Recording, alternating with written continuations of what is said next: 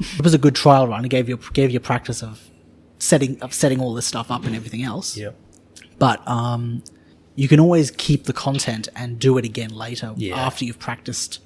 Well, I don't know if practice isn't the right word, but after you've done a couple of, shall we say, not so inflammatory topics that again attract the leftist hate mob. All right. Anyway, Right. yeah. How's the audio and everything? I think the audio is good. Yep. I can hear you. I can hear myself. Cool. And we've tested it out already. Yeah. So I think we're happy to go. So welcome to episode 1 of The Fire in the Desert. Looking at a topic of do we have the right to know, and the media and the law. I'm hitting here with Patrick. How are you going? Yeah, doing all right. How's it going? Good. Around November last year, I attended a free event advertised as Politics in a Pub, the Cost of Free Speech. I was hoping to listen to some of the critiques of self-censorship and political correctness in Australia, but I walked away pretty disappointed. I think what I took away from intersectional ideology on power differences, which was looking at the institutional power and voice of the government. I was very skeptical of the mainstream media and hardly get my news from traditional means, that is, television, radio, and newspaper. I was seeking news online from a variety of sources that would include major broadcasting companies and other from the internet startups. Why? Because that's how I was taught at school. When you examine an issue, you were told to look at both sides of the argument and avoid just one voice. You can hold a bias or position, but you need to properly address the opposition and stand your ground. So nowadays, the journalistic standards are dropping. They'll put a label against you, which will justify some of the vitriol they'll throw against you. So they won't even consider you have any merit in your position. So I'll go back to the event. So there was 4 speakers. There was one, Karen Coghill, a First Nation or Aboriginal activist. 2, Professor Graham Orr, a law professor. 3, Jonathan Sri, a local Greens councillor who supported the climate emergency protests last year in 2019. And 4, Peter Greste, a reporter who was jailed in Egypt. So I'll introduce you about the Right to Know campaign and its recency. So yeah, please. In 2019, there was a incident where ABC brought up a leak to the public about the SAS, Special Air Services, committing war crimes in Afghanistan. That's right. And so as a result, they had the AFP, the Australian Federal Police, kick down the doors, or they say it's kicked down the doors, but all they did was just walk up and show them the warrant and then have a technician to come in and download all necessary information. And there was also a search of the journalists who released the news, and they went through all the computers. So there was concern about, as a journalist, what are your sources and whether those sources now compromised. So if you're going to do any whistleblowing in the future, there is no guarantee that that person will be protected, because you know that the AFP will come in and there is the threat that the government can step in and look into the leaks. Now, in this case, it was about national security. Now it's national defense, because it was current operation. Well, it was operations back in 2000 and I believe it's 2012. Okay. And trying to investigate that area, but that was an operation by our country, and it's also its national interest. So there's not, the AFP isn't kicking down doors all the time, but in this particular area, they did. This is just a scenario where the government felt, or the federal police rather felt that it was necessary. Yeah. Yeah. And in fact, I think it was probably forwarded to them like a few years ago under the Labour government. Yeah. Okay. I think it's easy to associate the federal police with the federal government. They've got federal in the name, but they're two separate entities. The federal police don't act like a secret police service for the government of the day. So that's not that relationship. They're two separates. And so like this event called Politics in a Pub, the cost of freedom of free speech, was then targeting that area. Very provocative title. Yeah. Like, I thought it was going to be like, there's a narrative, the media is having this narrative, and so, I can't say what I want to say. And you have to toe the line, otherwise you get suppressed. But in this case, they were saying, look at this, the federal government, they're stepping in, they're suppressing journalism and all that stuff. And so, the host of that, Your Right to Know, the host of that event was an ABC staff worker. Right. And she set the scene with, this is your right to know, and described the campaign led by the ABC chairman, Ida Buttrose. That's right.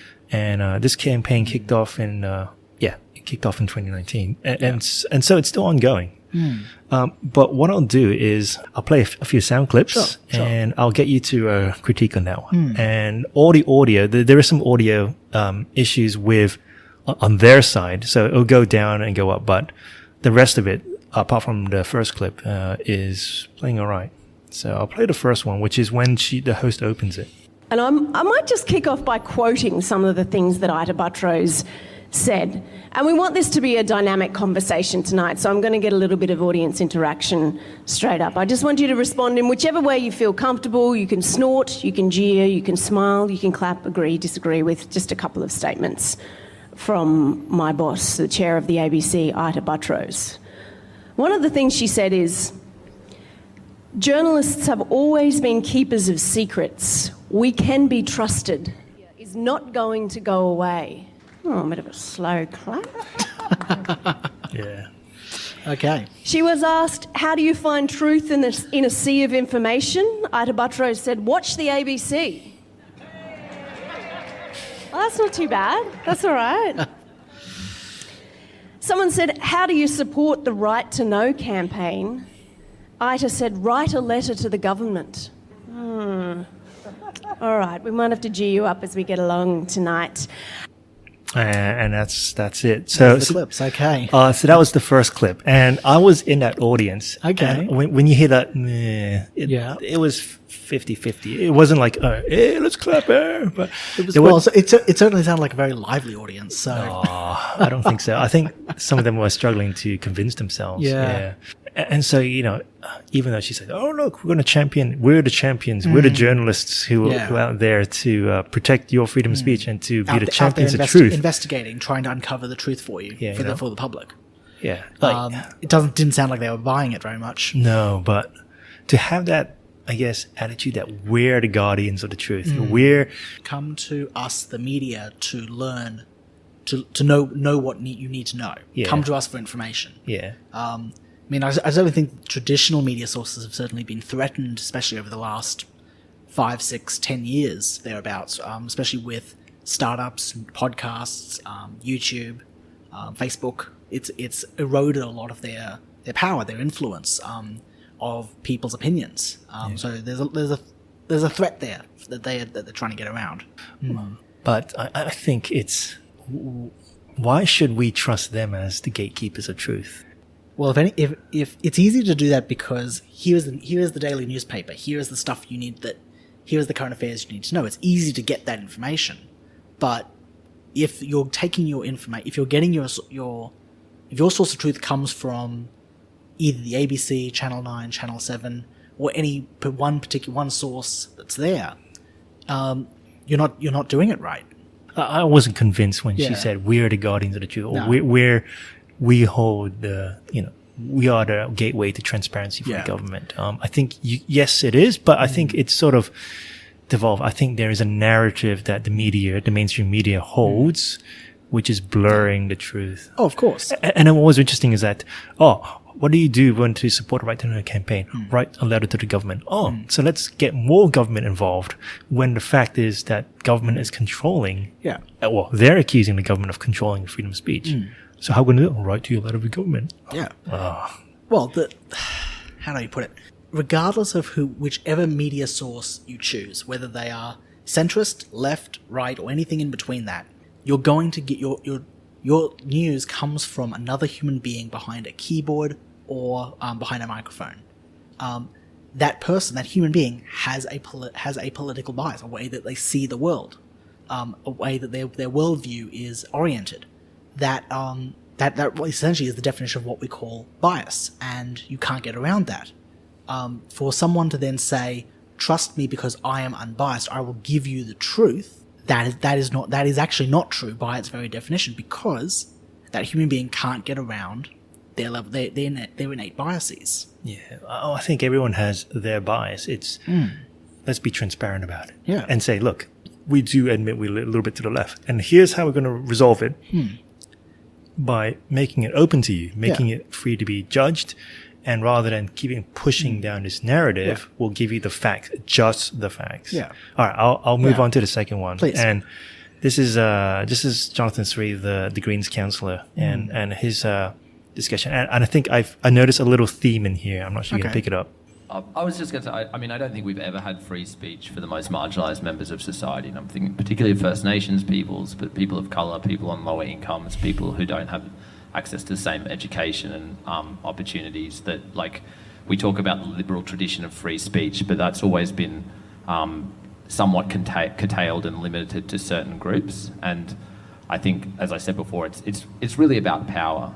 We can have those theoretical rights and abstract legal protections, but if in practice there are major power imbalances in society, that doesn't always count for as much. And it was interesting for me recently the last wave of climate protests.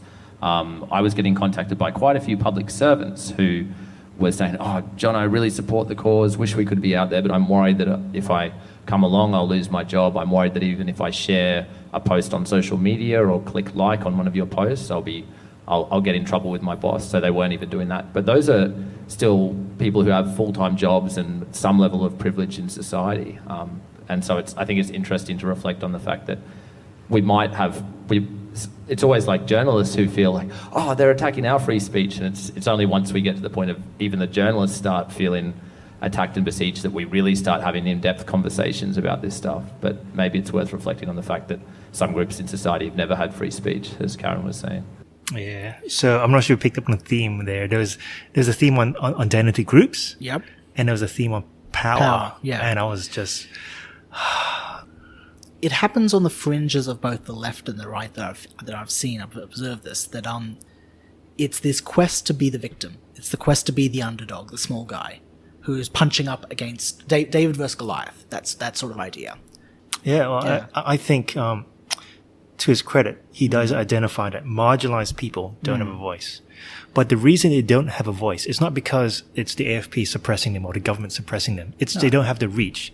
They still can say whatever they want, up freely, open on the web, but they don't have the reach. They don't have the tools to put the message and make it publicly, around the world or around the country. Yeah. Project that message out to the world. Sure. Whereas what they were talking about is it's all about the power. And so like, when he talks about the journalists, being afraid, it's like, well, no, I mean, because the journalist is still out there. She's not in jail. Yeah.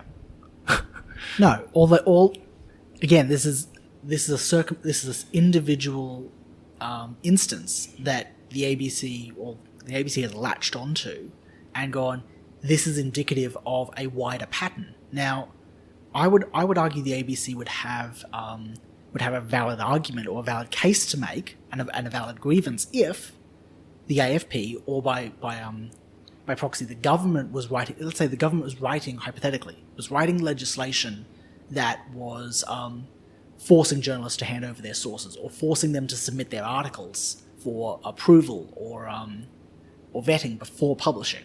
If that was happening, then the ABC, I would be happy to support the ABC in their argument, in the case they're putting forward, that the government is curtailing their rights to free press. Absolutely. Yeah. But I think, that's not. But again, that's a hypothetical, and that's actually not what's happening here.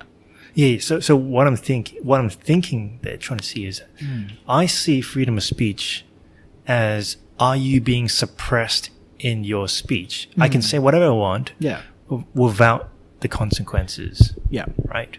But they're saying it as freedom of speech is your ability to project. And because you're marginalized, you don't have the money, or you're a person that's not a part of the main group in those, in those groups, you don't have freedom of speech, which is incorrect. That's what I think that's where their assumption is wrong. So freedom of speech is tied, the idea is that your freedom of speech is tied to the size of your platform, the size of how many people you can influence with your voice. Yeah, so that's what they think, and that's how they link it with power. Yeah. Because if I have power, then I can project my voice out more. Of course. But that's not freedom of speech. That's just your ability to project. And that's the Rupert Murdoch boogeyman that we often hear about. So these big, powerful corporations that are projecting a particular message. I'd actually argue the ABC is a publicly funded organization they have plenty of reach. They have plenty of power. Yeah. Plenty of influence to shape the minds of the Australian people. I think this is a matter of you've got two different factions competing with each other. Yeah. And I think the fact that I can get this event free from the internet online, it's not being deleted, it's not being bleeped out. Of course not. Means that they have freedom of speech. Yeah. It's just that it's not getting as many likes and it's not getting as much shares and it's not getting projected as much as but it's still freedom of speech. Like I'd contend, is it not getting shares and likes because not enough ordinary Australians are interested or agree? Yeah. Is that the problem that they haven't been able to convince or influence enough people? That's a question. Is that what the problem is? But would you say that event they're being suppressed? Of course not. Yeah. No. Again, hypothetically, it's a very different story if the government or the AFP, if we want to use them, stormed the event and shut it down because your speech is running counter to the narrative that the government is projecting. Yeah. So do you remember? So in 2019, this was occurring. Yeah. Remember in 2019, what was happening? There was a Hong Kong protest. That's right. Yeah. And they literally had the government stepping in. Absolutely, yeah. Which is very different from what Australia's experiencing. No one's coming into, I mean, there's probably people removing them from the roads when they're doing a climate emergency, but that's totally different. Yeah. Yeah. Well, the funny thing with the climate protest was their big argument, their central argument was climate change is bad. Cars are causing pollution. We need to stop cars being on the road. So what is their brilliant idea?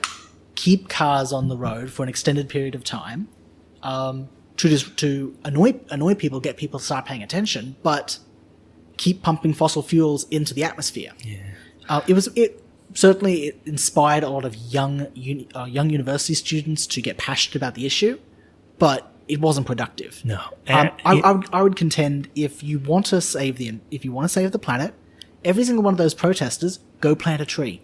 Literally, you would do 10 times as much benefit to the environment than standing there causing the disturbance that was caused. Yeah. I mean, and now no one's talking about it right now. I mean, of course. It's in the background, but because everyone's now talking about Corona. Oh, exactly. Yeah. This is the problem with the daily news cycle. Oh, wait. Before you go into that, Yes. I think you might be jumping the gun. So I've got a third clip, which I think identifies the problem. So they did talk about it. Is that your sense, Peter Grester, of how the media and politics, mainstream media and politics in Australia works? Okay, I haven't worked in Australian journalism for a long time. I've been watching it and observing it from the outside. I mean, I think the reason I'm struggling to answer this is that it's not a sort of consciously designed system. I'm not as cynical as that. But there is a symbiosis that exists, and part of it is because of the poverty that the media is struggling with at the moment. The fact that there is that the business models are broken, and we don't have journalists who have the experience or the contacts. We don't have news organisations with the resources just to send a journalist off for a week on an investigation without having to produce stuff on a daily basis. And so it's very, very difficult for journalists to operate with the kind of independence that they really need. It also means that they tend to be more reliant on political leaks. And on media releases. And on media releases, exactly. And so it's not necessarily that we have this kind of grand conspiracy of a relationship between politicians and news organisations. I don't believe that there's any evil sort of genius who sat down there and decided to design this system. But for a whole host of structural reasons that we haven't necessarily understood until fairly recently, we've seen these changes have the effect of stifling a lot of legitimate journalism and stopping the media from operating in the way that it should in a healthy democracy. Wow. Yeah. And so that was the end of that clip. So I think what we tried to say last time was that they're not trying to say there's a conspiracy between journalism and media. In fact, I disagree with that. I think that journalism the journalists are actually against the mainstream media. Oh, sorry, the journalists against the government nowadays. They're always attacking this particular government, whereas under Labour it was always, or under Barack Obama it was always he's such an angel, or they're the saviors. But there's also another bit there which I'm trying to get at is why is the media putting out this news? There's the business model, the outdated business model, which is unable to compete with social media. Yeah.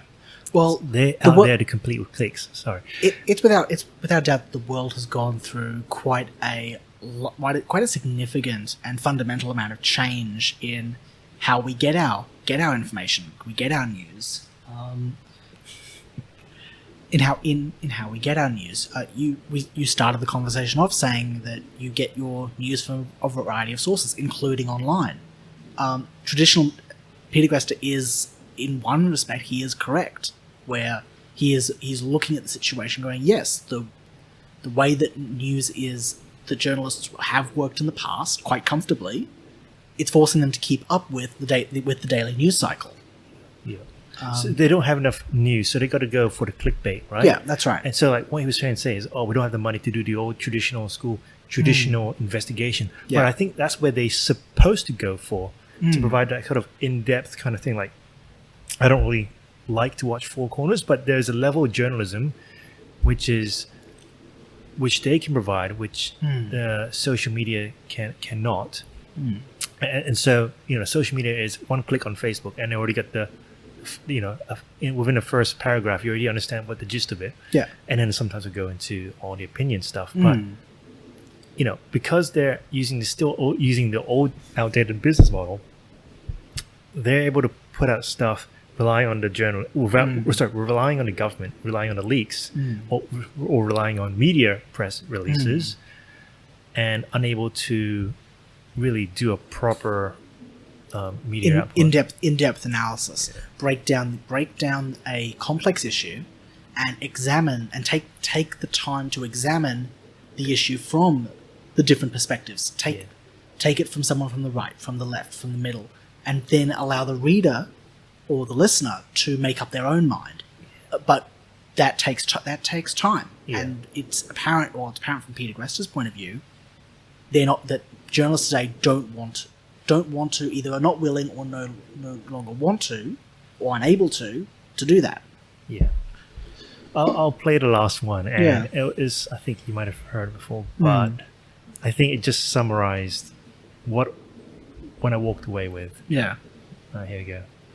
That's not going to be a winner for him politically. He's going to come up soon and talk about issues of small businesses who might have been allegedly laid upon by environmental activists and so on. But I grew up in a small business background, so I can see that there are power differentials sometimes there, but we also have discrimination laws that can apply, so it is a complex area. And I think what you touched on there is exactly right, which is that the Prime Minister will work very hard to say that this is about protecting small businesses from the big mean activists. Actually, it's about protecting big businesses from comparatively weak and disempowered activists. But the philosophical justification for going after businesses, part of the secondary boycott, is partly that you're saying this issue is so important that you can't not pick a side. You can't just sit on the fence and keep building the gas chambers for the Nazis.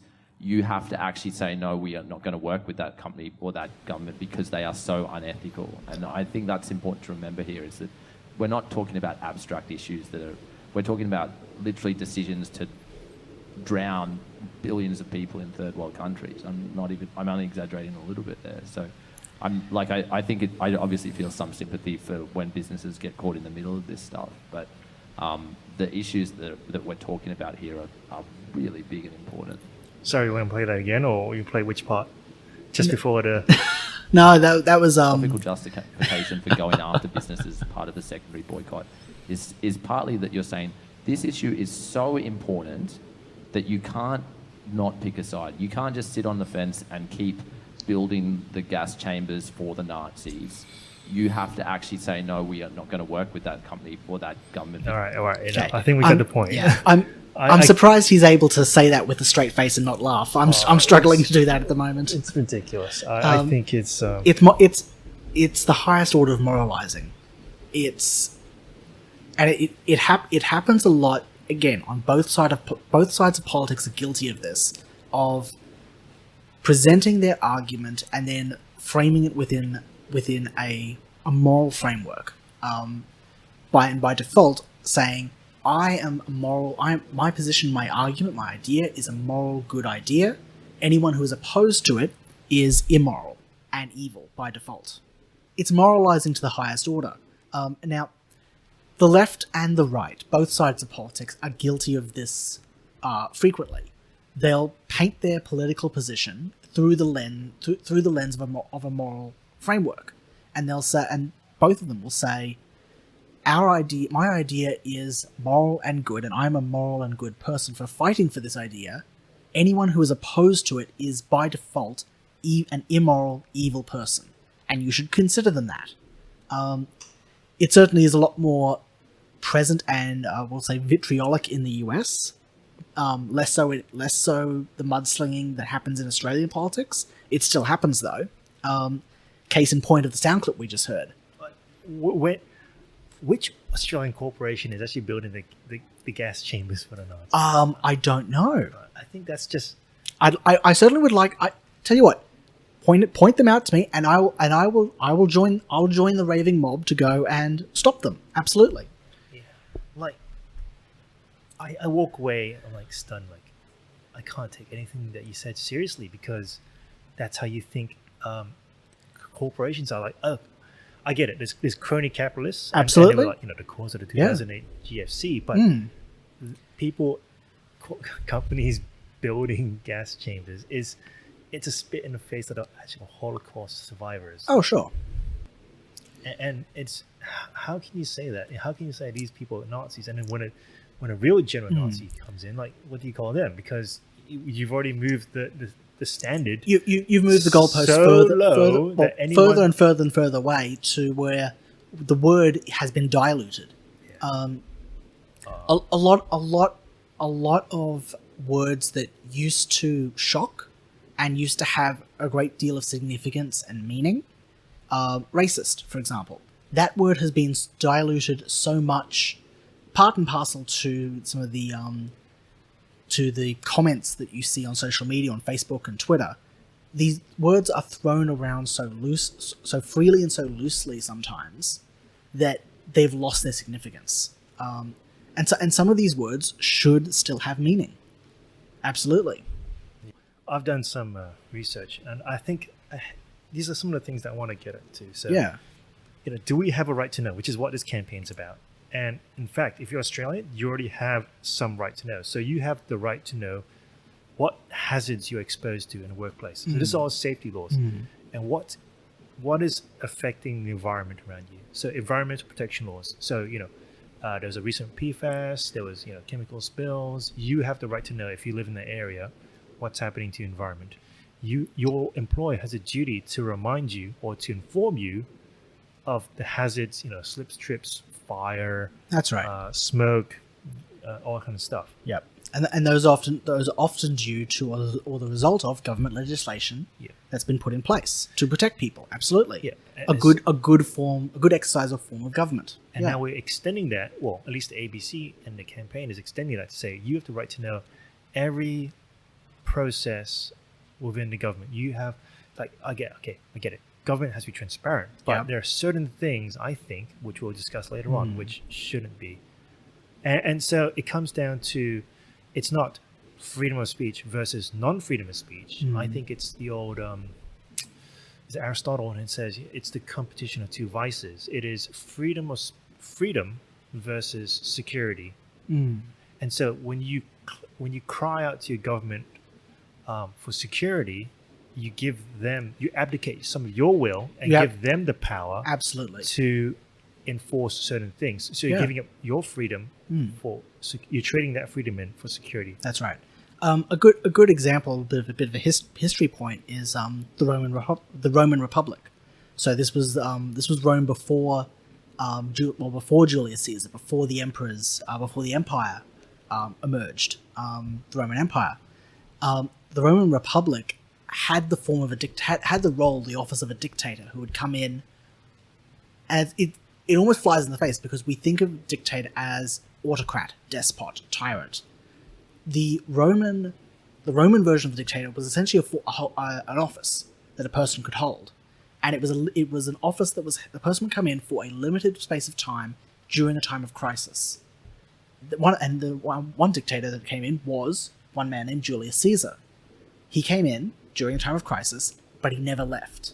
He stayed on, partly because the people wanted him, but also he started writing laws that gave him more and more power, and then became the autocrat, the tyrant, the despot that we often associate now with the word dictator. Yeah, so like the media cries out for, we need the government to control this, and we need the government to save us. Like right now, coronavirus, they're crying to the government to save them. I know, the yeah, bailout. But absolutely. That ties in with future debt. Like who's going to pay that Who's going to pay that $1 billion package in the future? You're trading in your future freedom, your future security for now. Yes, that's right. And so there's a conundrum when you're actually seeking government to and unfortunately, when you give the government power, you will never get it back, ever. Governments all throughout human history, when they've been given power by the people, they do not give it back, ever. No. It doesn't happen. Yeah. It has never happened.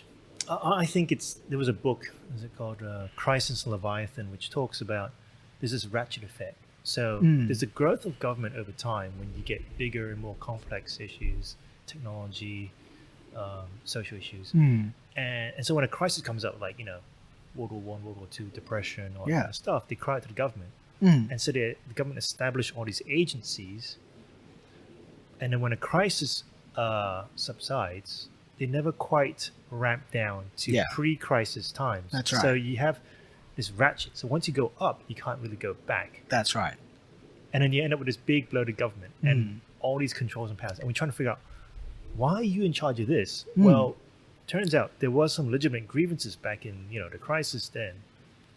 But once the crisis is over, they still retain that thing. So, it doesn't go back to pre-crisis. Yeah. No.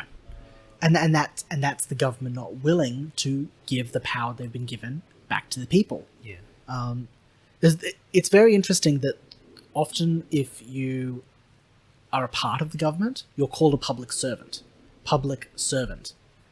So I think that's a dead phrase now. It's a phrase that has no meaning anymore.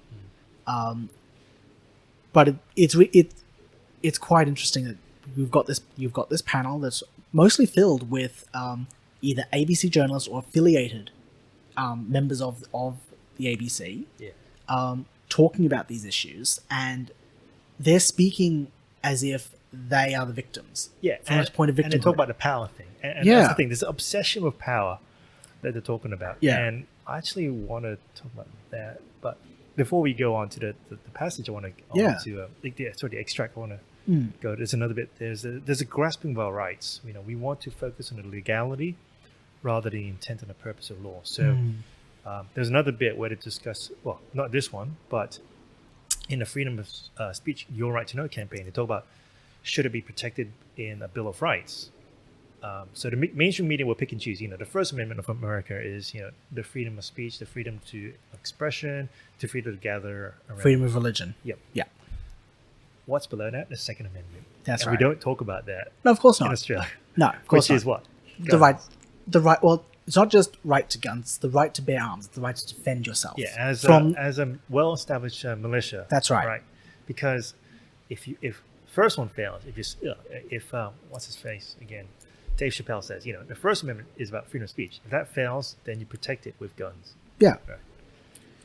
Right. Sorry, I'll go a bit into this passage. This extract from Douglas Murray's book, The Madness of Crowds. I'm not sure you read it. No, I haven't. No. So there's an interesting when he goes and sits in a conference, which he can't do anymore. Well, it's a women's conference, and they talk about the power. There's another thing which keeps coming up, and so I'll read it now. When was the book written? Sorry. It was written last year. Okay. Yeah. So very recently. Yeah. Okay, I don't think I've seen it in any Australian bookshop. I think it's all online. So okay. I had to go on there. All right. This is from his book, the madness of crowds. So the most striking thing is that there appears to be a set of confusions centering around the issue of power. Every discussion so far has centered on the presumption that almost all relationships in the workplace and elsewhere are centered around the exercise of power. Knowingly or otherwise, these women have all imbibed the Foucauldian worldview in which power is the most significant prism of understanding human relationships. What is striking is not just that everyone seems to have paid lip service to this, but that these women are focused on only one sort of power. This is a sort of power which, it is presumed, has historically been held solely by mainly old, mainly rich, always white men. It is why the joking and berating about the behaviors of alpha male goes down so well. There is a presumption that if the alpha and maleness could be squashed out of these people in some great majestic social justice blending device, then a power squeeze out of them might be drunk up by these women like these in the room today. That it will be used to nourish and grow those who deserve the power more. And here are the deep waters, but I suggest in my contribution that our conversations are being limited by this misunderstanding. Even if we concede, which we should not, that power, rather than say love, is the most important force guiding human affairs, why are we focusing only on one type of power? There certainly are types of power, such as rape, which men can sometimes hold over women, and there's a type of power which some old, typically white males be able to hold over less successful people, including less successful women. But there are other types of power in this world.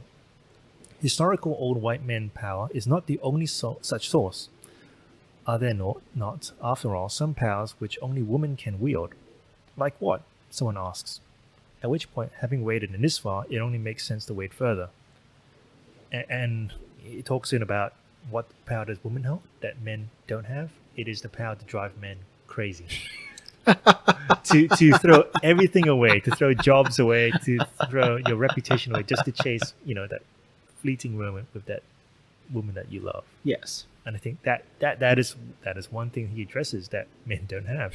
But you see, if we I would how say, do we resolve that power balance? Well, we've got to squeeze it out of these old white men, transfer it to the woman, and therefore, it's utopia.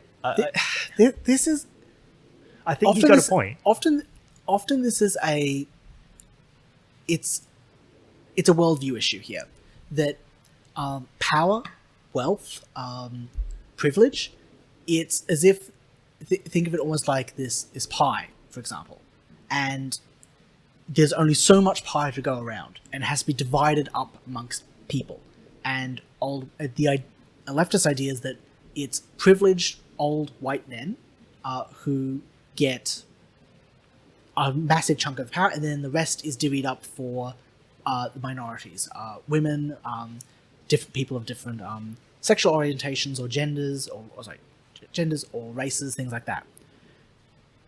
On the right, though, on the conservative, on the right side of politics, the idea is, hey, right now we have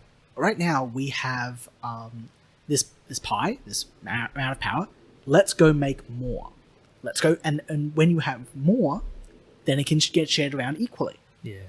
I think Actually, that's right. I'll rephrase that, because it's not a matter that you get shared around equally. It's that there's more to go around amongst the other people.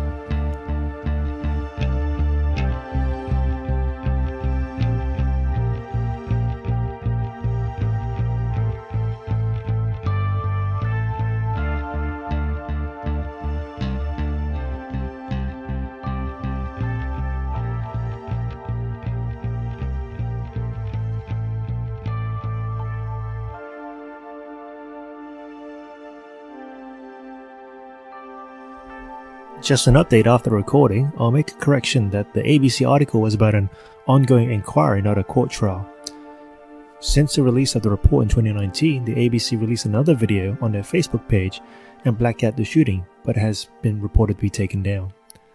I think what we've understood from listening to the dialogue and of the event is there's a theme of power that is understood, that is power in the authoritarian or wealth aspects, which is held with the highest contempt by those who don't have that, not realizing that there's other types of power. The media personify themselves as keepers of secrets and guardians of the truth, acting on behalf of the public to expose the corruption and bring down the powerful. But who has appointed them to such authority, and what are their terms of reference to govern how they act? What happens if someone is wrongly accused? We have our universities teaching young people journalism ethics, yet it seems so laughable because the journalists are beholden to an old, outdated publishing system that can't compete with social media and reduced to clickbaiting. Where is the old tradition of facts for the readers so that we, the people, can make our own opinion and judgment? And now, back to the show. That power can only be divvied up in this little pie, rather than you can grow the pie and give everyone power. Exactly. Because what's the most recent thing that happened last year, which goes against the idea that, only old white dudes have power? Well, the climate emergency, Greta Thunberg, 16-year-old autistic girl from Sweden, that's right, is shaking hands with the EU, the UN, is causing all these disruptions around the world, for climate change. Absolutely. She has power. Yes, she does. Yeah. We ignore that because, it's not institutionalized, it's not money, but she has the power and she can easily put out a tweet and just say, we're going to organize a protest and block all these roads. And then it will paralyze, I'm not sure about we're going to paralyze any further than what's going on with coronavirus, but it's no more protests. You can't protest. You have to be 4 meters away. A very loosely formed protest, maybe. I don't know. Yeah, she has power. Absolutely. Yeah. The reason why the argument or the line of power is only held by rich old white men isn't being discussed or used is because Greta Thunberg runs completely opposite to that idea. So we don't talk about it, or rather, the ABC won't mention it. But if the media is focused then on someone who does fit those characteristics of they are older, they are white, and they are male, then that argument gets pulled forward. Yeah, like Greta Thunberg has freedom of speech. She does, yes. Right. No one's suppressing her. Maybe like some online person, we're trolling her, making fun of her, but no one's suppressing her. Like everyone's listening to her. Yeah. If she takes, I'm being suppressed as someone doesn't agree with me, that's not no one's infringing that. So you could say that would you say that Greta Thunberg is a fan of one President Donald Trump? Oh, no. Have you seen that picture where he stares at him? I did see that picture. If Donald and she was in New York, she was within American jurisdiction. If Donald Trump was infringing on her freedom of speech, he could have called in the police or a SWAT team to take her away and throw her in a gulag. Yeah. The fact that didn't happen, the fact that doesn't happen, means by default that she has freedom of speech. She can, and she's exercising it. And so it's ridiculous when you go back to the ABC panel. Oh, it's about the government getting involved. It's the quest for this mythical the quest for victimhood. It's the quest to be the David in the David and Goliath story, and to be seen like the underdog, seen as the underdog. Yeah. And it's a race to the bottom. It really is. No one wins. No one wins, and everyone loses, because if our media is so intently focused on winning this ideological battle, they're not actually doing the job that they are supposed to be doing. They're supposed to be informers. They're supposed to be informers, information brokers. Yeah. They're supposed to be providing the Australian people with information they can use to equip and educate themselves. Now, admittedly, that's not happening. That's not happening. And again, that's not the media direct 100% thrown at the feet of the media. It's your fault that the Australian people are not educating themselves. It's equal responsibility, but they have a job to do, and they're not doing it. They're much more interested in going to panels here and complaining that they don't have enough power. Did you it just brought up to mind. Did you see that video recently where he goes, Donald Trump's asked about the China virus? So the media goes, why do you keep talking about the China virus? It's not from China. It sounds racist. It's like Americans, people around the world are worried about recession. They're worried about not enough toilet paper. They're worried about food. And the journalist here is saying, why is Donald Trump calling this virus China virus? Call it Corona. Call it something else. Yeah. It sounds very racist when you say it like that. And he goes, it's from China. Why? Because what actually happened was, the Chinese government actually said it came, they admitted it started in Wuhan, and they had the doctors, whistleblowers out there. Now it's changed to a narrative where it's the U.S. soldiers causing the coronavirus. Yes, I did hear that story coming out of China. Yeah. No, what's funny is I saw a bunch of headlines from from Washington Post, New York Times, and it was I think it was something like China has helped save the world by helping to contain the COVID-19 virus, something like that. Yeah. America's squandered. Yeah. what China has done, Okay. and it seems to me, at least when I look at it, the media is interested in playing politics, fighting these petty mud throwing battles back and forth, instead of doing the actual jobs. I certainly think, growing up, I didn't watch a lot of the ABC. It wasn't a thing that was on in the house. More recently, over the last 2 years, I've started watching it more because I wanted to know. I wanted to understand what it was they were talking about. In the morning, I've actually found surprisingly enough, the ABC do actually do a decent job of covering issues that the morning shows on Channel 9 and Channel 7 don't bother doing. The evening stuff delves into more biased politics, and that is a problem, because what they're doing is they're tackling complex issues from a political lens. Yeah. I want to move into some of this article that I think I selected. So it was what's his name? Alexander Solzhenitsyn. Okay. Yep. So he wrote the Gulag That's Archipelago. right, yes. And he gave this speech in Harvard in 1978. And I think it's actually well written for a time. Yeah.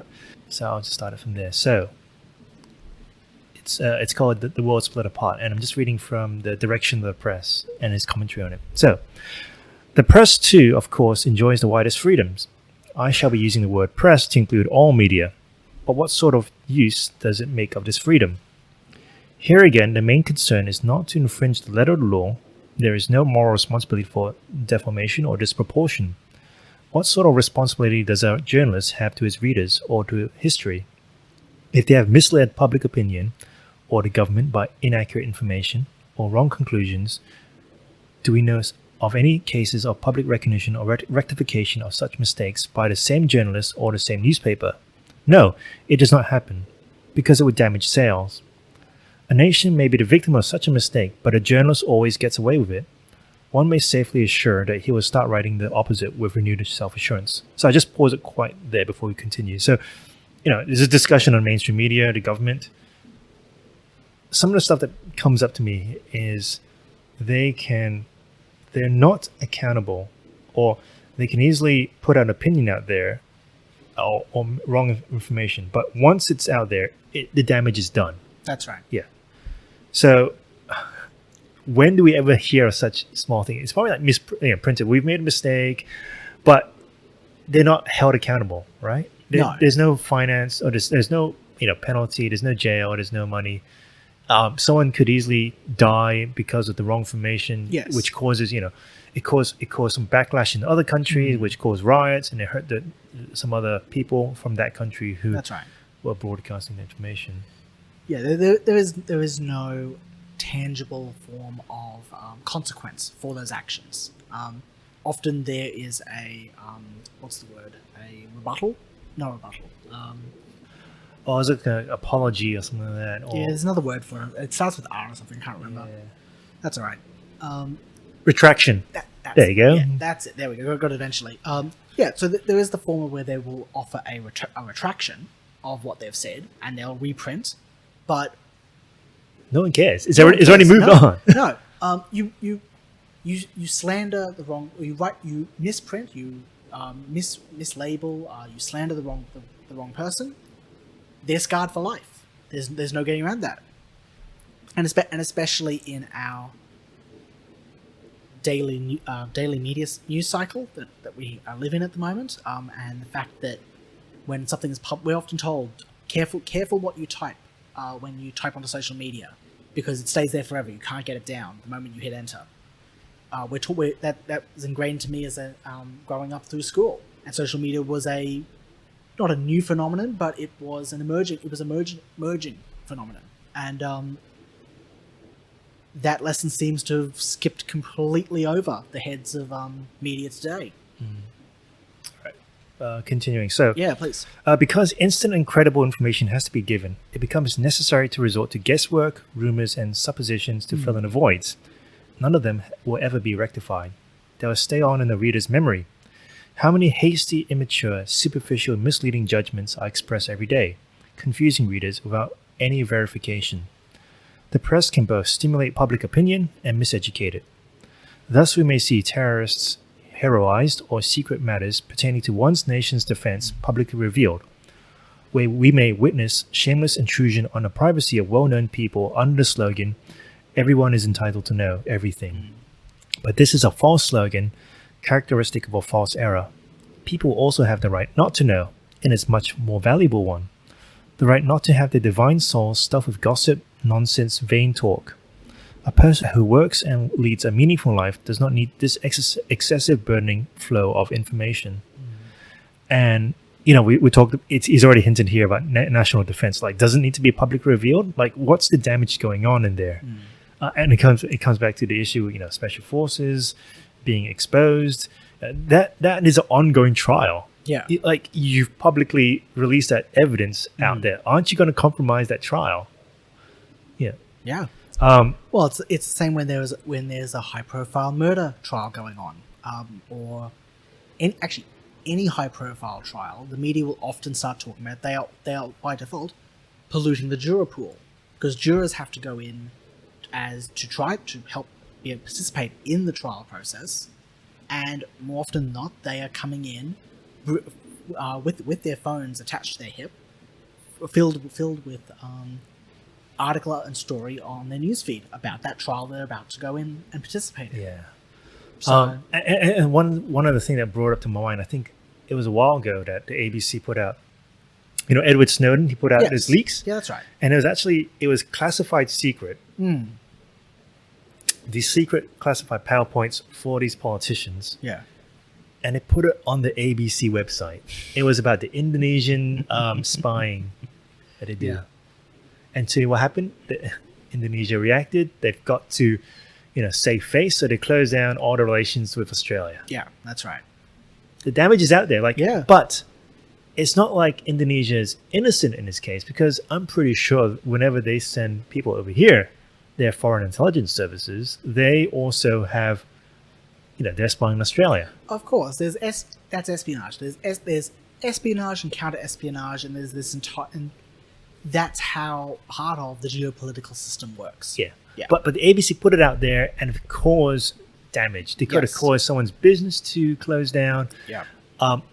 They could have caused, exports to close down with Indonesia. But you're forgetting, they got the story. They got the clicks. They got the clicks. They got the money. Yeah. And we can move on. And then we move on. And again, go back to Peter Guesta's little segment that he was talking, or the segment you were playing before, where we are living in a daily news cycle. So things are moved, the stories, the news, it moves so quickly.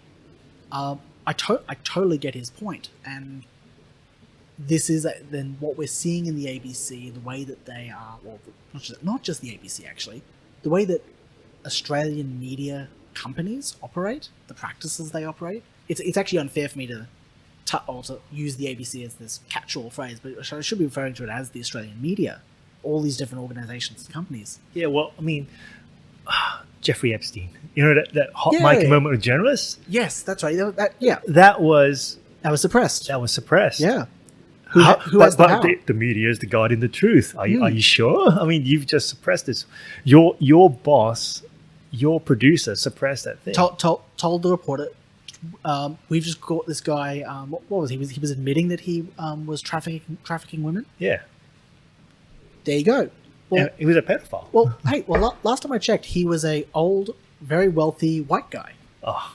I mean, isn't he? With all the power in the world. Exactly. Unfortunately, the reason I think that the media didn't reveal him at the time was because he was protected. Was because he ideologically he lined up with or agreed with ideas, values, principles of the left, and the media agreed with him on that, so they were protecting him. So wait, what do you mean he's aligned with the values of the left? What do you mean? Well, you said it yourself. He was protected because he chose the same. He believed in the same ideological values and principles of the left. He was progressive. He was a Democrat. Yeah. Well, I know he hung with Bill Clinton for a while. Yeah, exactly. Yeah. Jeffrey Epstein rubs shoulders with the rich and the famous, both in the political world, in the entertainment world, and the media were complicit in protecting him. Yeah. Yeah. All right, moving on. Anyway, we can go into Jeffrey Epstein's so much the mess for that could be another episode in and of itself. Oh man. Yeah. Very shady and very horrifying stuff. All right, back to Solzhenitsyn. Hastiness and superficiality are the psychic disease of the 20th century. And more than anywhere, this disease is reflected in the press. In-depth analysis of a problem is anathema to the press. It stops at sensational formulas. Such as it is, however, the press has become the greatest power within the Western countries, more powerful than the legislature, the executive, and the judiciary. One would then like to ask, by what law has it been elected, and to whom is it responsible? In the communist East, a journalist is frankly appointed as a state official, but who has granted Western journalists their power, and for long a time, and with what prerogatives? There is yet another surprise from someone coming from the East, where the press is rigorously unified. One gradually discovers a common trend with preferences within the Western press as a whole. It is a fashion. There are generally accepted patterns of judgment, and there may be common corporate interests, the sum effect being not competition but unification. Enormous freedom exists for the press, but not for the readership, because newspapers mostly give enough stress and emphasis to those opinions which do not too openly contradict their own and a general trend. And so that was Alexander Solzhenitsyn's 1978 Harvard speech, A World Split Apart. 78, okay. So, I mean, for Solzhenitsyn, he knew he was stirring a hornet's nest. So the academics, the press, were yearning for something from the writer, who was exiled from the USSR, so the former Soviet Union, and moved to the US to criticize, and they thought he was going to criticize communism and praise the Americans. But what he wrote, this speech, was to reflect the decaying hearts of Western society back at them. So at the beginning, he spoke, I speak as a friend, and he speaks like a prophet, but, he might be too harsh.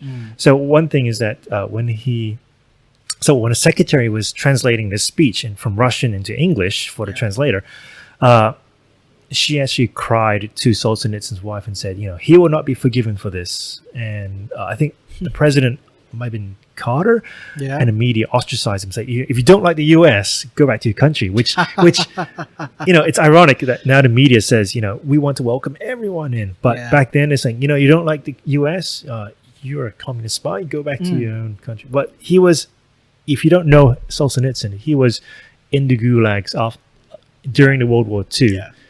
Eventually he wrote the books, and then eventually he was expelled from the USSR. Yeah, it was. I think this is a powerful speech that everyone should read. What do you think? Was he a man of his time, or a man ahead of his time? Really, I'd say I'd argue he's a man ahead of his time. What he's saying is quite prolific. It's a mistake, I think, to assume, even at the time of writing, that you've got the Soviet Union, you've got Russia versus the United States, the Cold War.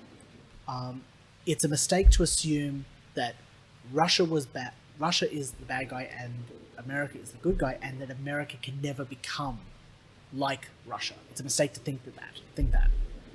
He's looking at America and reflecting that it is easy for a country like America, or any country, to fall into the trap that Soviet Russia fell into, of the media becoming essentially a proxy spokesperson of the government. Yeah. Well, Yeah. it's become so powerful. Like he's Yeah. saying it's more power than the three branches of the U.S. government, Yeah. the executive, Well, the- legislature. Well, the media and- in the US is called the Fourth Estate. Yeah. It holds the balance in check, and that's its right. Then that is its rightful place. and It's designed to inform. Again, what is the purpose of the news, of the media? Their job should be to inform the people, to keep them educated. But instead, we've fallen into an ideological trap of, is my media source aligned to the right or aligned to the left? And we spoke at the start about individual humans are behind the keyboards, and they have a political bias inherent in them because they are humans. They see the world a particular way, and that's fine.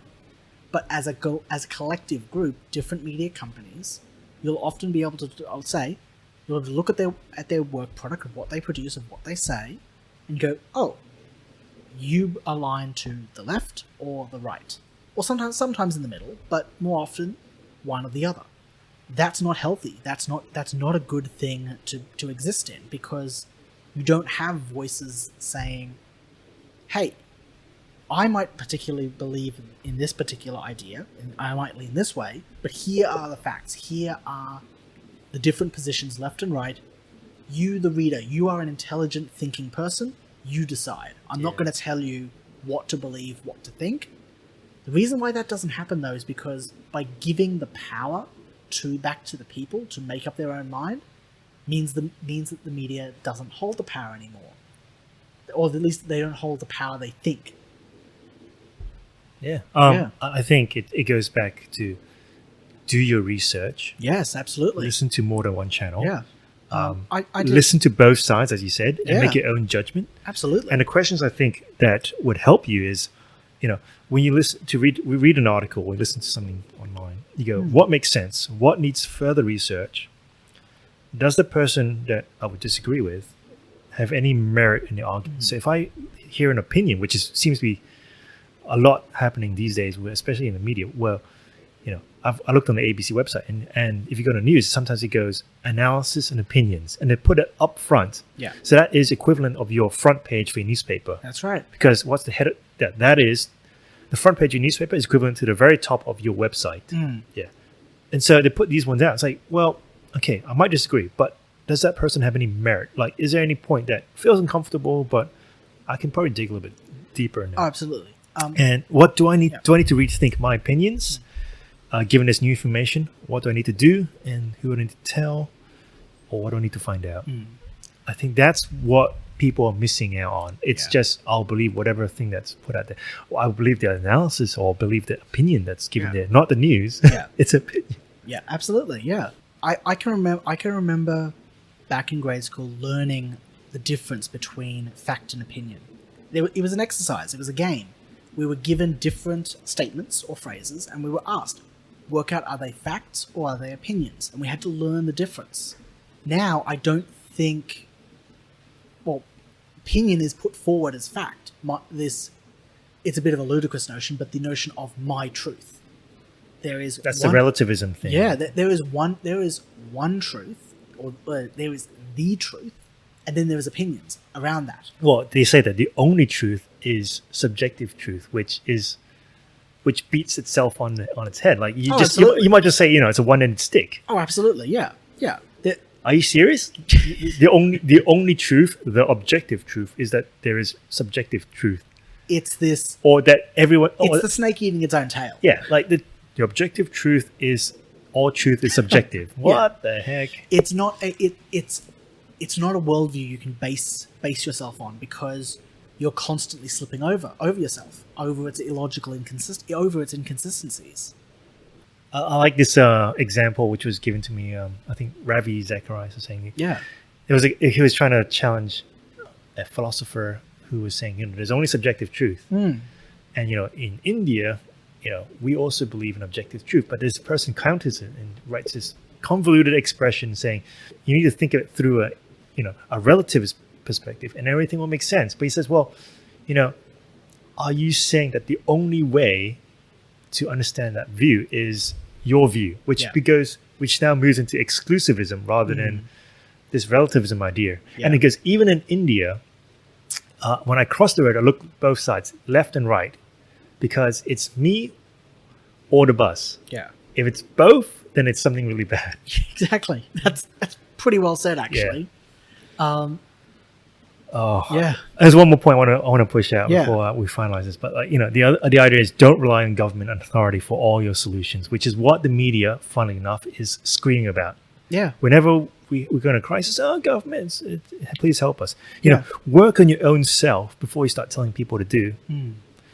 There is power in taking responsibility and ownership of a problem. So taking care of yourself, taking ownership rather than just giving it up to someone else to fix. I think when you actually go through that trial, or when you had to work hard, you find meaning in that.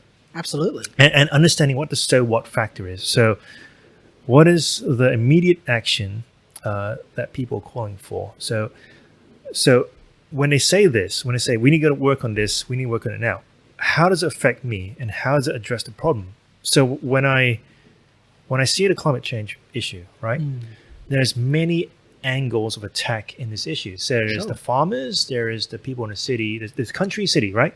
So what do city people want? They want, solar panel cars, electric cars, or something that's cheap, doesn't rely on fossil fuels. Yeah. Plastic straws will be banned, all that That's kind right. of stuff. No single-use plastics. But what's the country people? Single-use plastic. We could go into that. But That's what's the country people we're looking at? They're looking at I'm growing up. I have a farm, so I got to worry about water. Am I vulnerable to droughts? Yeah.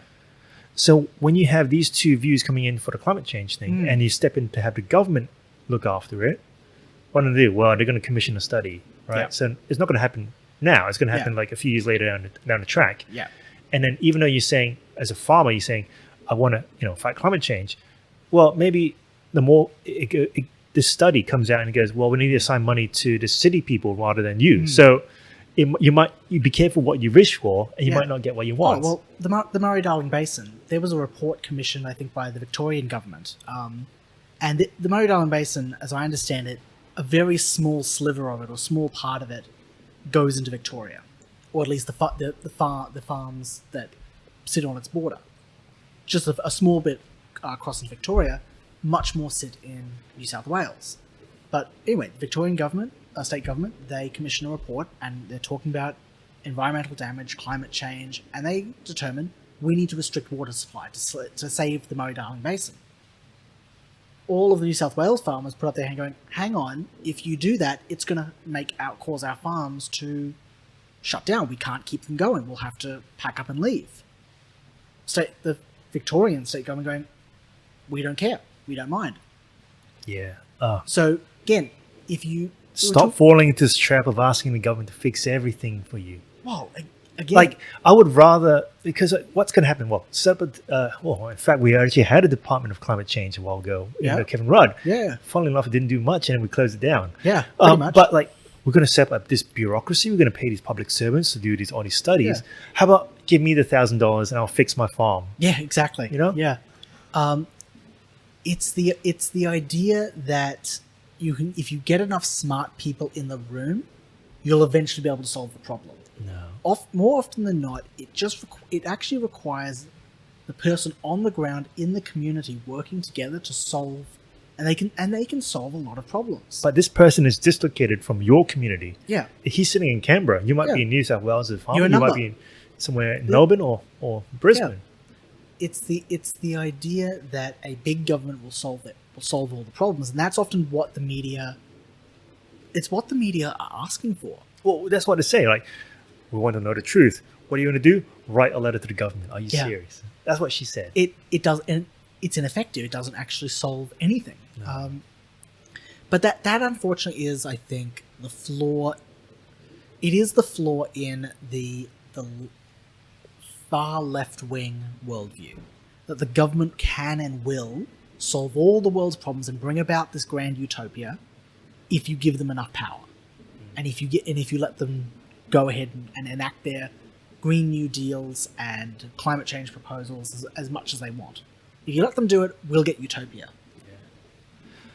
Any last words for the listeners? Any last words? We've been talking about the media, how the media is talking about the necessity of power, the necessity of freedom to know, I'd say exercise your freedom to know. Look at the articles that you're reading. Critically think critically about the information you're consuming each day. Look at who's writing it. Look at the company that is producing it, and then play. I'd argue play as devil's advocate. It's an exercise I like to play myself when I'm holding myself to account. I'm making sure that the news and the information that I consume is, to the best of my ability, as unbiased or as unfiltered as I can. Play the exercise of playing devil's advocate and go, okay, here is one position and it kind of agrees with what I kind of think. Let's play the other side. Let's try to argue it from the other side's point of view. Don't be afraid to do that. Look at, if you sit on the right, read sources or read news articles that are being published by right-wing people, but then go across the aisle. Go across to the left-wing sources and read them. If you're sitting on the left, read left-wing articles, absolutely. But then go and read someone from the right and see their point of view. Yeah, challenge yourself. Absolutely. Yeah. That is actually exercising your right to know. Absolutely.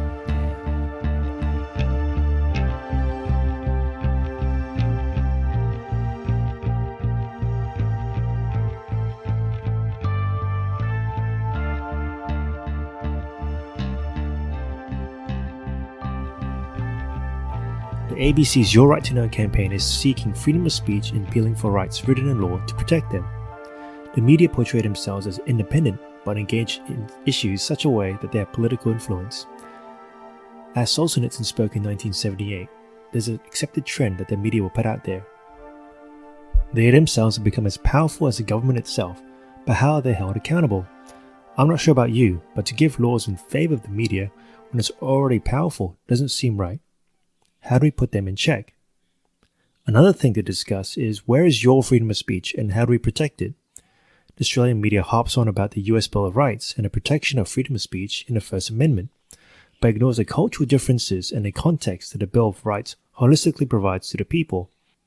That is some of the uncomfortable truths that the media and Australians will shy away from, such as the right to bear arms, the right for due process and speedy trials, and the powers not delegated to federal government. I thank Patrick once again for joining me, and for you, the listener. Your feedback is important to us, so please email us and even drop voicemails. Email us at thefireindthedesert@gmail.com. If you like this podcast, please give us a rating and share with your friends. Every bit of support is important, including yours. Music, Outfoxing the Fox by Kevin MacLeod at incomtech.com.